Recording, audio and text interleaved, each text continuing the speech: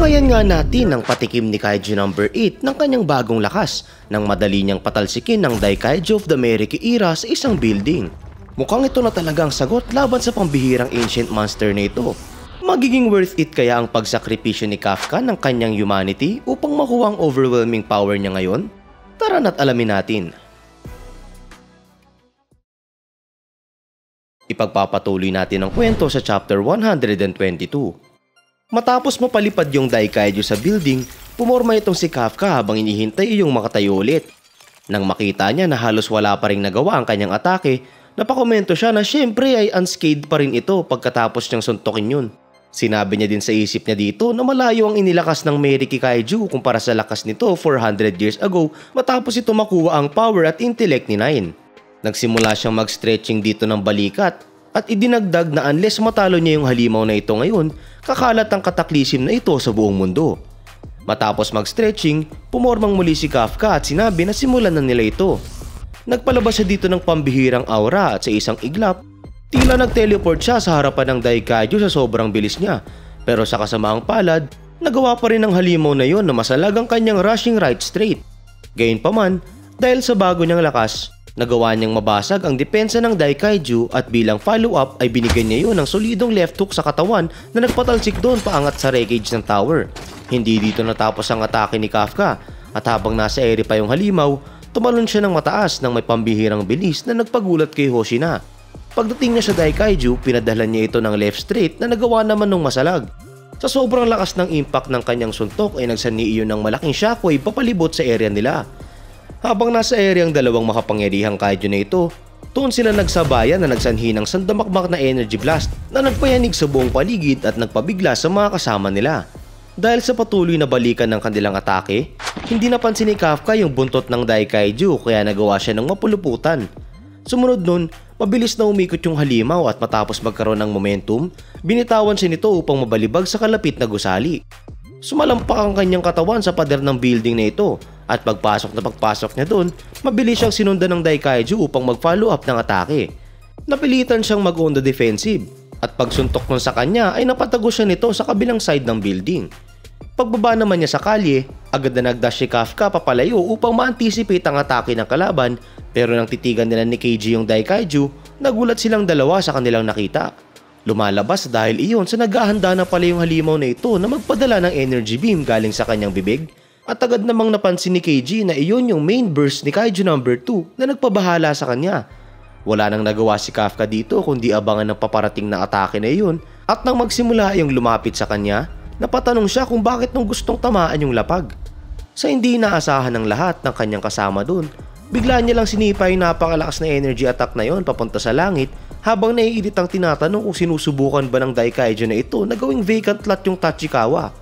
Dahil sa kanyang ginawa, sa ere sumabog yung atake ng halimaw pero sa lakas nito ay nagawa pa rin itong magpalabas ng pambihirang shockwave na nagpawasak at tumba sa mga kalapit na building. Napanganga at nanlaki ang mga mata ng mga tao sa control room at battlefield nang makita ito. Nang pagsasabihan pa lang ni Kafka yung halimaw na band na yung move na yun, pagkalingon niya ay nakita niya itong nag-charge ulit ng kaparehong atake na nagpa-realize sa kanya na barrage of main burst ang gagawin nun. Gamit naman ng thrusters sa kanyang heels, mabilis na lumipad si Kafka upang mabaling ang atensyon ng halimaw sa kanya at hindi nun matamaan ang lapag. Habang lumilipad, minaneuver niya ang kanyang sarili upang mailagan ang lahat ng ito. Gayunpaman, pagkailag niya, nagulat siya dahil kayang magbago ng trajectory ang mga yon. Agad naman siya nakaisip ng ideya kung saan hinanda niya ang kanyang thruster sa heels at sinubukan niyang sabayan ang main burst ng Daikaiju na yun na nagsanhi ng sandamakmak na pagsabog sa ere. Tila hindi makapaniwala si Nogizaka nang masilayan ito, pero tila na jinx ni Kurosu si Kafka nang pagtapos niyang sabihin na naiwasan niya ang lahat ng shots. May hindi napansin si Kafka na ilan pang energy ball na nanggaling sa kanyang ibaba. Dahil dun, solido yung tumama sa kanya. Sa kasamaang palad, hindi dito natapos ang pagpapaulan ng atake ng Daikaiju at sinundan nito yun ng ilan pang main burst na nagpabahala kay Mina. Habang pinapanood naman ito ni Narumi, napakomento siya na ang frustrating nito. Ang kaya lang daw kasing ipalabas ni Isao na ganong klaseng atake ay dalawa lang, pero yung halimaw na yun ay casually lang na nagpapalabas ng dose-dosenang shots. Sa isip naman ni Keiji, naiirita din niyang sinabi na maski yung original na Kaiju number 2 ay hindi kayang i-pull off ang stunt na yun. Idinagdag ni Nogizaka na sa lahat ng kaiju na nag-emerge in history, itong Daikaiju na ito ang most outrageous monster sa kanilang lahat. Habang ipinapakita ang hindi pagkapaniwala ni Hoshina sa nangyayari dito, idinagdag ni Narumi na pero yung pinaka nakakapag-frustrate daw sa kanya ay mas higit pa ang power ni Kaiju number 8 kaysa sa kapangyarihan ng Daikaiju. Sumunod nun, ipinakita sa atin na sa kabila ng sandamakmak na main burst na tumama sa kanya, tila wala ay yung nagawa kay Kafka nang bigla itong lumabas sa usok. Gulat na gulat yung halimaw dito at bilang counter ni Kafka ay dinakma niya yung ulo nito at ibinaon sa malaking bato na nagpawasak dun. Sumunod nun, si Kafka naman ang nagpaulan ng atake at sa sobrang lakas ng kada suntok na ipinapadala niya ay tila nag-iiwan ito ng crater sa katawan ng Daikaiju. Sa bawat suntok na ibinigay niya, palakas ng palakas ang shockwave na kala mo nag-epicenter si Sun King from Dota 2 at hindi nagtagal, binalot to ng buong area na nagsanhi ng pagkawasak ng malaking parte nun. Nang dahil sa hype at excitement, todo hiling ang mga kasama ni Kafka na sigit ipagpatuloy niya iyon hanggang sa matalo na yung kalaban.